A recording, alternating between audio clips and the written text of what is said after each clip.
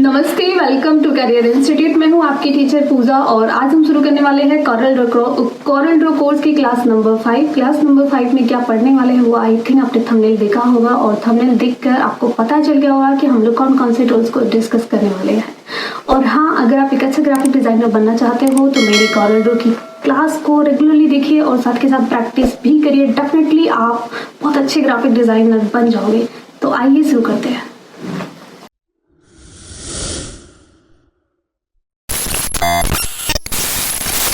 ये हम coral draw के अंदर आ गए हैं और कॉरल ड्रॉ में आज हम टूल डिस्कस करेंगे क्लास नंबर 5 के अंदर।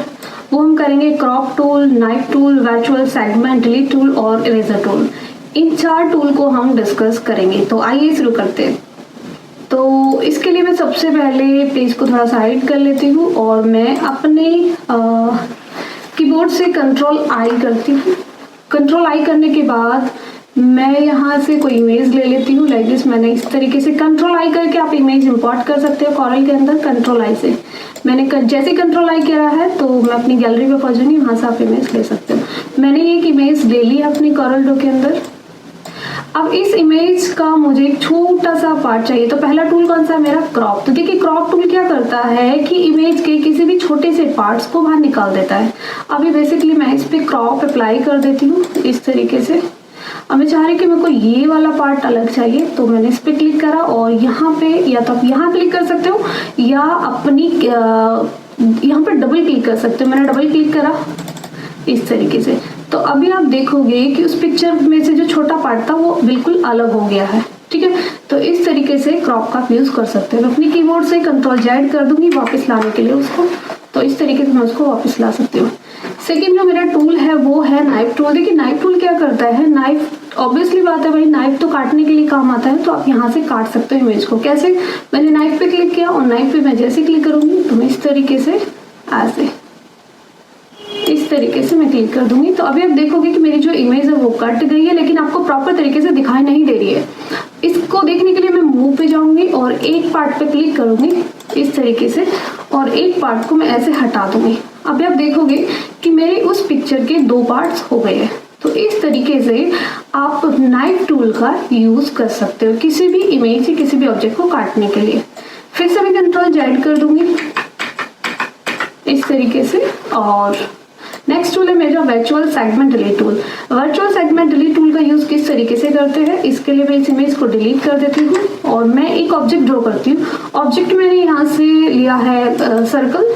मैंने सर्कल ले लिया है इस तरीके से। सर्कल लेने के बाद मैं यहाँ से जाती हूँ फ्री हैंड टूल पर। यहाँ से आपको जाना है फ्री हैंड पर। इस पर मैं गई। अगर मैंने यहाँ पे सिर्फ क्लिक करा है, ड्रैग नहीं करना है। क्लिक करके ऐसे बिल्कुल हल्का सा खींचना है। वो क्लिक करके ड्रैग नहीं करना है, आपको क्लिक करके छोड़ देना है, फिर खींचना है फ्री करके माउस को। ठीक है, उसके बाद मैं यहाँ पे जाऊंगी और सेव टूल पे जाऊंगी। सेव टूल पे जाने के बाद मैंने यहाँ पे राइट क्लिक किया।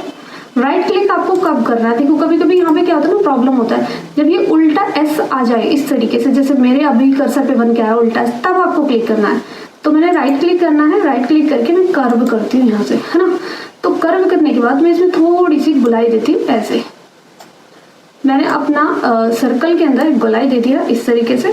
गोलाई देने के बाद मैं जाऊंगी यहाँ पे स्मार्ट फिल और स्मार्ट फिल पे जाने के बाद मैं इसमें कलर डालूंगी अलग अलग। आपको जो भी कलर डालना है आप डाल सकते हो इस तरीके से। ऐसे मैंने कलर डाल दिया ऐसे। ठीक है, अभी देखोगे मेरा जो ऑब्जेक्ट है वो बहुत ही सुंदर लग रहा है इस तरीके से। ठीक है, तो मैंने इसमें एक सर्कल बना दिया है, एक बॉल टाइप का डिजाइन बन गया। आप देखोगे कि मैम इसमें तो आप यूज बता रहे थे वर्चुअल सेगमेंट डिलीट टूल का, इसमें कतई यूज नहीं हुआ। अरे यूज होगा। इस पर आपको क्लिक करना है। जो एक्स्ट्रा पार्ट जो निकल रहा है बाहर, अब आपको इन पे क्लिक करना है, इनको हटाना है, डिलीट करना है इस तरीके से। तो सेगमेंट क्या काम करता है कि अगर आपके ऑब्जेक्ट से कोई टूल या कोई भी चीज बाहर निकल रही है या डेफिनेटली डिलीट करने के लिए यूज होता है। ठीक है, तो उस तरीके से आप इसको यूज कर सकते हो। उसके पूरे ऑब्जेक्ट को सेलेक्ट कर लो। सेलेक्ट करने के बाद यहाँ पे इसकी आउटलाइन को नल कर दो। अभी आप देखोगे कि आपके सामने जो ऑब्जेक्ट है वो काफी सुंदर तरीके से बन के आ गया। तो इस तरीके से यूज कर सकते हो आप सेगमेंट डिलीट टूल का। अगेन है हमारा इरेजर टूल।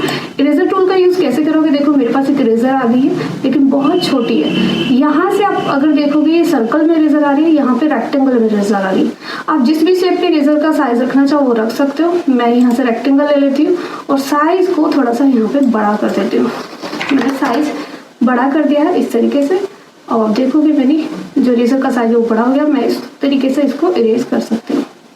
ओके, सो इस तरीके से हम crop tool, knife tool, virtual segment delete tool और इरेजर टूल का यूज़ कर सकते हैं। आई थिंक आपको समझ में आया, होप सो आपको समझ में आया हो और अच्छा लगा हो और डेफिनेटली मज़ा आया हो। तो अगर अच्छा लगा तो वीडियो को लाइक करें, शेयर करें, सब्सक्राइब करें। लाइक करना तो बिल्कुल ना भूलें, ओके, और सपोर्ट करें क्योंकि हम आपके लिए मेहनत कर रहे हैं। और कंटिन्यू देखते रहिए वीडियोस को और बहुत अच्छे ग्राफिक डिज़ाइनर आप बन जाओगे, आई प्रॉमिस यू। ठीक है, तो मिलते हैं नेक्स्ट वीडियो के अंदर। Bye bye, take care, thanks for watching.